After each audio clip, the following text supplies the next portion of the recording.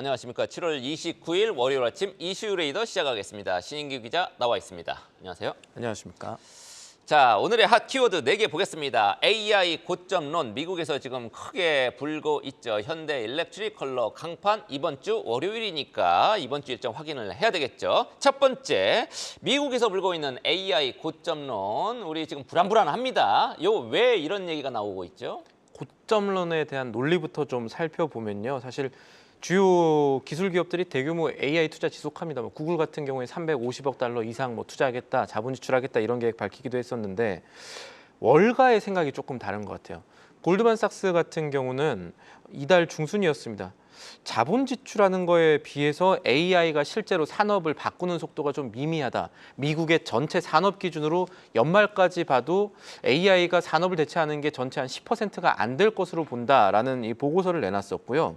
영국의 바클레이즈 같은 경우는 주요 기술 기업들의 현재 AI 투자 계획이라든가 자본 지출 규모를 다 모아봤더니 챗GPT 12,000개 정도가 요구하는 데이터량을 지금 감당할 수 있을 정도로, 그러니까 이건 무슨 말이냐면 구글이라든가 메타라든가 마이크로소프트, 아마존이 지금 추가로 늘리려고 하는 데이터 센터 용량이요. 현재 사람들이 인터넷에서 쓰는 모든 데이터를 넘는 수준이 될 것이다. 근데 그렇게 많이 지금 필요할까? 너무 과잉 투자하는 거 아닌가? 라는 의문이 지금 월가에서 또 금융 사이드에서 제기가 되고 있는 거 보고 계십니다. 그리고 또 하나, 빌더들리 전 뉴욕 연방은행 총재도 그렇고요. 미국에서 조금씩 경기 침체 우려가 나오고 있습니다. 아마 이것은 미국의 고용 보고서 나오면 조금 더 불이 지펴질 가능성이 있는데 경기 어려운데 투자를 제대로 할 수 있을까라는 걱정까지 이것들이 AI 고점론을 만들고 있는 배경입니다. AI 고점론, 중심에는 엔비디아가 있을 거고요. 최근에 주가가 급락을 했다가 금요일에는 다시 조금 회복하기는 했습니다만 아무리 많이 생산해도 부족하다고 하더니 이렇게 월가에서 지금 얼굴을 또 확 바꾸네요. 반대되는 논리도 있을 것 같아요. 아무리 생산해도 부족하다라는 말이 산업계에는 맞는 것 같습니다. 이번에 테슬라 컨퍼런스 콜 때도 그렇고 IBM 컨퍼런스 콜 때도 그렇고 비근한 예로 우리나라의 그 SK 하이닉스도 그렇고 지금 수요는 계속해서 우리가 공급이 달린다는 얘기들을 하고 있습니다. 그래서 이게 최근의 기술주 하락세가 금융 사이드에서 걱정하는 것보다는 좀 약간 다를 수 있고, 또 AI 투자 심리가 고점에 다다랐기 때문에 기술주 하락세가 만들어진 게 아니라 어떤 일시적 영향, 예를 들어서 엔캐리 트레이드 청산 영향도 사실은 있을 수 있다는 논리가 있습니다. 이 약간 설명을 드리면 세계 큰 손들이 일본은행한테 좀 금리 싸게 주는 일본은행한테 돈 빌려서 다시 달러를 사고 그렇게 산 달러로 미국 기술주를 투자하는 그런 방식들이 최근에 트럼프 발언이라든가 또 이 일본은행이 금리를 높일 수 있다, 아니면은 긴축 정책을 강화할 수 있다, 이런 우려 때문에 잠깐 삐끗한 건데 이 삐끗한 게 단기적인 게 아니라 장기적일지 몰라라는 걱정이 지금 시장에 크다면 이거 역으로, 그러니까 시장에서 어떤 기술주 하락 현상을 AI 고점론과 맞물려 공포를 좀 심하게 보고 있다면 오히려 지금이 공포에 사는 구간이 될 수도 있다. 이런 전략들도 일각에서 나오고 있습니다. 네, 한국에서 AI 중심은 또 SK 하이닉스란 말이죠. 네. 한국에서는 어떻게 보고 있습니까? 이 논란에 대해서. 일단 우리 증권가는요, AI 고점 가능성 염두에 두고 단순하게 지금 공포에 사세요라고 말을 우리나라 증권가에서는 잘 안 하고 있습니다. SK 하이닉스라든가 또 변압기 업체죠, LX 일렉트릭에 대해서는 목표가라든가 투자 의견이 조금 낮아지고 있는 상황은 상황이거든요. 다만 같은 같은 우리나라 증권가에서도 현대차 증권 같은 경우는 AI 투자에 대한 우려가 좀 기우에 가깝다라고 보는 시각도 분명히 존재합니다만 지금 같은 상황에서 비 오는데 밖에 나갈 필요 없다. 그러니까 지금은 반도체주가 아니라 비반도체주, 호실적이 예상되는 조선주라든가 증권주 중심으로 단기 트레이딩이 오히려 우리 시장에는 유효할 수 있다라는 시각이 증권가에는 더 많은 상황입니다. 네, 역시 AI 관련주로 묶입니다. 전력기기 업체인 HD 현대 일렉트릭. 엄청나게 막 달리다가 살짝 지금 고개를 꺾긴 맞습니다. 했습니다만 지금 공장 확장에 속도를 내고 있다, 이런 소식이 들렸습니다. 어떤 내용입니까? 여기서도 이제 볼 수 있는 게 이 금융계에선 걱정하고 있지만 산업계에선 계속 속도 이런 얘기들이 나오고 있다는 점 살펴볼 수가 있겠습니다. 현대 일렉트릭 같은 경우는 미국 앨리베마주에 이제 북미 공장이 있습니다.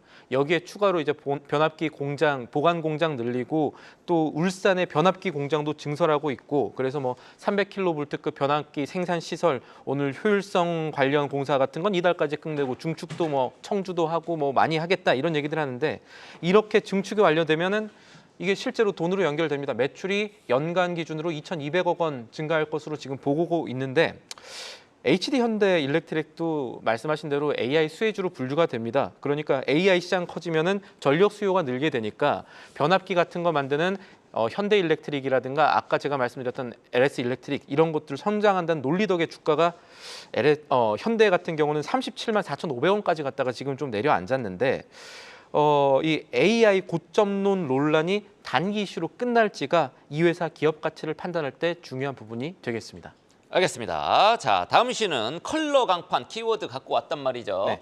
자, 컬러 강판이 철강업계 지금 약간 지금 주춤한 철강업계 중국의 공세 때문에 주춤한 철강업계의 실적을 견인해줄 효자 상품이다 이런 얘기가 나오는데 컬러 강판이란 게 뭐죠? 이게 TV라든가 가전에 쓰이는 이 철강 소재라고 생각하시면 됩니다. 뭐 색을 예. 입힌 건가 보네요. 예, 그러니까 컬러 강판이겠죠. 도금도 하고 뭐 이런 건데 일단 이게 말씀하신 대로 중국산 철강 경쟁 때문에 지금 2분기 철강업계 실적이 좋지 않았습니다. 이 컨퍼런스 콜이나도 봐도 확인이 됐는데 그런데 계속해서 나온 얘기가 아니면 숫자가 컬러 강판은 괜찮다라는 얘기였던 거죠. 우리나라 컬러 강판 내수 판매는요. 지난 3년간 비슷한 수준이었는데 어디서 지금 돌파구가 찾아지고 있느냐? 해외 수출입니다. 올해 1월부터 6월까지 이 64만 4천 톤 수출을 했거든요. 이게 2022년에는 60만 톤 못 넘었습니다. 작년에는 52만 톤 정도밖에 수출을 못했었는데 이게 계속해서 수출이 조금 늘어나고 있고 6월에는 월별 기준으로 처음으로 10만 톤 넘게 수출을 했습니다. 그래서 상반기에 65만 톤 정도 팔았는데 해외에 팔았는데 이게 연말에는 140만 톤까지 오를 수 있다라는 전망들이 지금 나오고 있는 겁니다. 네, 자 컬러 강판 철강 업체 하면 포스코가 딱 떠오르기는 합니다만 수혜받을 업체들 포스코가 포함이 됩니까? 아니면 다른 업체들이 더 있습니까? 진짜 수혜주는 포스코보다는 이 회사일 것 같습니다. 동국 CM이라고 있습니다. 동국 CM, 동국제강 계열사죠? 맞습니다. 여기가 그동안에 이제 원래 현대제철이 컬러 강판 사업 당시 이제 2020년대 수익률이라든가 수익성 안 좋다고 해서 철수한 이후로 약간 지금 바뀌고 있는 건데 동국 CM이 국내에서는 이게 컬러 강판 점유율 1위고요. 또 KG 스틸이라고 KG 모빌리티 계열사 이 같은 그룹사로 속하는 KG 스틸도 컬러 강판 관련 회사입니다. 이 회사는 2분기 실적 발표했는데 전년비로 볼 게 아니라 영업이익률 자체를 조금 보면 재밌습니다. 컬러 강판이라든가 이런 해외 수출 사업 때문에 영업이익률이 6.4%였던 것이 이제 8%, 9%까지 오르고 있다. 이런 것들이 확인이 되고 있고요. 포스코도 포스코 스틸리온이라는 이제 계열사를 통해서 컬러 강판을 생산하고 있다는 점 이런 것들을 참고하시면 되겠습니다. 네, 그래서 관련 수혜주는 동국 CM, KG 스틸 이런 종목들 지금 우리 신 기자가 갖고 왔습니다. 자, 마지막 이슈 월요일이니까 이번 주 글로벌 시장에 영향을 많이 끼칠 만한 빅 이벤트 위주로 일단 설명을 해주시죠. 일단 월요일 오늘 하루 쉬고 내일부터 이제 제대로 된 경제 지표들 아니면은 실적들 나오기 시작합니다. 일단 30일 화요일 우리나라의 금융통화위원회 금통위 의사로 공개가 됩니다. 이제 앞으로 금리를 어떻게 할까에 대한 시장의 심리를 움직일 수 있는 게 될 것이고 유럽에서는 2분기 GDP 성장률이 화요일 밤에 나올 겁니다. 그리고 안 좋게 나오겠죠? 별로 좋지는 않을 수 있습니다. 31일 수요일이 조금 중요합니다. 일단은 우리나라 6월 산업 활동 동향뿐만 아니라 미국에서는 마이크로소프트, AMD 같은 기술주 실적 나오고요. 일본이 기준금리를 발표합니다. 기준금리 발표하는 것 동시에 그러니까 여기서 나올 것 중에 살펴볼 거는 금리가 인상이 되느냐 혹은 금리가 인상이 안 되더라도 이 국채 매입 축소 이거 어떻게 할 거냐 정확한 규모가 나오는 거에 따라서 엔캐리 트레이드 어떻게 되느냐 조금 더 많이 움직일 수 있지 않나 이런 것들 봐야 될 것 같고요. 긴축 쪽에 조금 더 힘을 방점이. 쏟으면은 예. 엔화가 조금 강세 쪽으로 틀 수도 있겠네요. 그런 좀 쪽으로 더. 방점이 사실 지금 맞춰져서 미리 시장이 움직였다라고 보시면 되겠습니다. 결과가 확인이 될 거고요. 8월 1일 목요일에는 미국의 FOMC 기준금리 발표가 있습니다. 아마 9월 금리 인하를 예고할 뭔가를 제롬 파월 연준 의장이 내놓지 않겠느냐라는 얘기들이 있을 거고 이번에는 안 낮춘다는 얘기죠. 7월에는 낮추기 조금 어렵습니다. 그리고 메타와 퀄컴 마스터카드의 실적이 이때 나옵니다. 그리고 이 일이 사실 좀 중요할 수 있습니다. 금요일 날 왜 중요하냐면요. 미국의 고용 보고서가 발표되는데요. 이때 미국의 이 비농업 고용이 얼마나 늘었냐 안 늘었냐도 중요하지만 결국 실업률이 좀 중요할 수 있습니다. 왜냐하면 아까 제가 서두에 뉴욕 연은 총재, 전 연은 총재가 미국 경기 침체 우려된다, 초기 신호 빌 더들리가? 발견된다 이렇게 얘기를 했는데 그 근거가 미국의 실업률이었습니다.